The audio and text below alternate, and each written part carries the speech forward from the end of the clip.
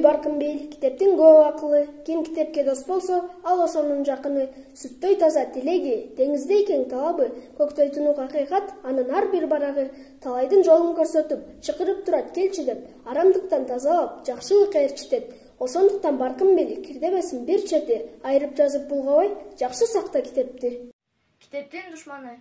Ким китепти кирдесе, китеп баркын билбесе, жулуп алып барагын, ороо койсо бир нерсе, ал китептин душманы. Ким китепти сүйбөсө, кадырына күйбөсө, барактарын шарт айырып, калжаң кулжуң сүйлөсө, ал китептин душманы. Бардыгынан ким жаман, китеп журткан шум жаман. Китепти сүйгөн балдардан наалат алсын ал адам, ал китептин душманы.